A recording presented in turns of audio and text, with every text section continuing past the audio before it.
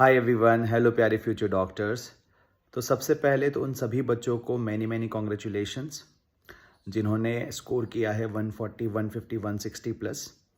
And thank you so much बच्चों आपके responses के लिए। आपने कहा कि मेजॉरिटी चीज़ें सुपर 50 से थी, मेजॉरिटी चीज़ें टॉप 25 से थी, MS लाइव टेस्ट सीरीज से थी। तो देखो बेटा, मेहनत रंग तो लाती है।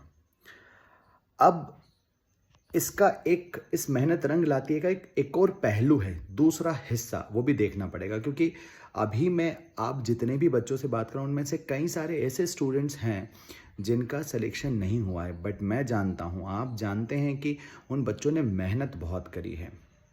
तो वो सभी बच्चे जिन्होंने बहुत ज़्यादा एफर्ट डाले, फिजिक्स में, केमिस्ट्री में, बायो में, तीनों सब्जेक्ट में रात दिन एक करके मेहनत करी, मॉक टेस्ट भी बहुत सारे दिए, बट स्टिल अगर आपका नंबर उतना नहीं आ रहा है जितना आना चाहिए, ठीक है।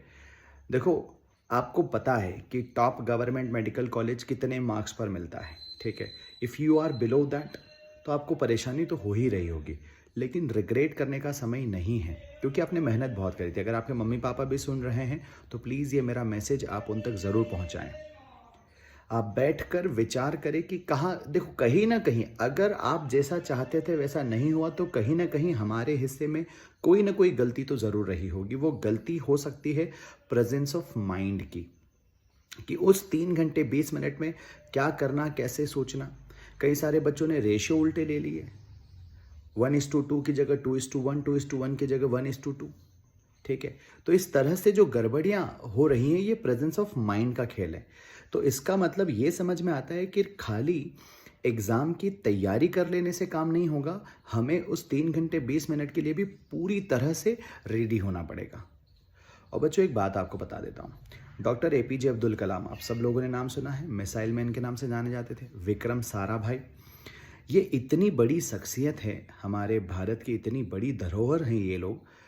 और जब ये मिसाइल लॉन्च करने के लिए प्रयास करते थे तो क्या लगता था आपको, ये अपना 100% नहीं डालते थे क्या? क्या ये सोचते थे कि चलो इस बार 20% एफर्ट डालते हैं, बाकी 80% बाद में कभी देखेंगे? ऐसा नहीं ना बेटा। दोनों लोग जितना सोच सकते थे, जितनी मेहनत कर सकते थे, टीम को जितना गाइड कर सकते थे, वो सारा करके 100% एफर्ट डाल के और फिर मिसाइल को लॉन्च करने के लिए सेट करते थे। बावजूद उसके मिसाइल रास्ते में फट जाता था, ब्लास्ट हो जाता था, लॉन्च सक्सेसफुल नहीं होता था। तो क्या उन्होंने मिसाइलें लॉन्च करना बंद कर दी? नहीं ना। तो ये हमें समझना पड़ेगा मेरे दोस्त, कि एक बार 2 बार ट्राई कर लेने से अगर कहीं कुछ नहीं हो रहा है तो अपनी गलतियों से सीख कर हमें बाउंस बैक करना होगा। क्योंकि अगर तुम्हारे मन का ना हुआ तो बहुत अच्छा हुआ, क्योंकि अब ये डिवाइन फोर्स के मन का होगा जो इस साल होगा, ठीक है। तो इसलिए रिग्रेट करना बंद करो, परेशान मत हो, आपने मेहनत बहुत करी है, अब उस मेहनत का परिणाम लेना है आपको। तो अब ये जो साल आप बिताओगे, फिर से लक्ष्य को तो बिल्कुल नहीं बदलना है। लक्ष्य क्यों बदलेंगे? स्ट्रेटेजी बदलेंगे, रिसोर्सेज बदलेंगे, लेकिन लक्ष्य वही रखेंगे, क्योंकि बनना तो है डॉक्टर, और कुछ नहीं दूसरा इसके अलावा, ठीक है। तो जिंदगी का अगर एक और साल मैं अपनी मेहनत के लिए देता हूं, जिंदगी का एक और साल अगर मैं अपने लक्ष्य के लिए इन्वेस्ट करता हूं, तो इसमें कोई बुराई नहीं है, ठीक है।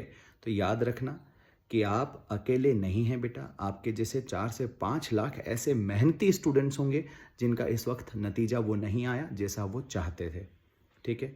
तो आपको बस आगे बढ़ना है, क्योंकि रिग्रेट करने से, परेशान होने से, उलझुल सोचने से कुछ हासिल नहीं होगा, ठीक है। आपका ये बड़ा भाई कल भी आपके साथ था, आज भी आपके साथ है, आगे भी आपके साथ रहेगा। आप जानते हैं, अथक प्रयास किए थे, बहुत मेहनत करी है। 2024 के लिए और ज़्यादा मेहनत करेंगे, और ज़्यादा तैयारी करेंगे, और ज़्यादा स्ट्रांग बनेंगे, ठीक है। But never take any step back बेटा, ठीक है। एक भी कदम आपको बैक नहीं लेना है। You are very close to your dream. कुछ भी गड़बड़ नहीं सोचना है। If you want, you need any help from my side, मम्मी पापा से बात करने में, so please do let me know. I will be more than happy to connect with them, to convince them, ठीक है। I will help you out कि आप उन्हें अच्छे से समझा सकें, ठीक है। सो बच्चों, निराश बिल्कुल नहीं होना है। ये वक्त है बाउंस बैक करने का। Wish you all the very best.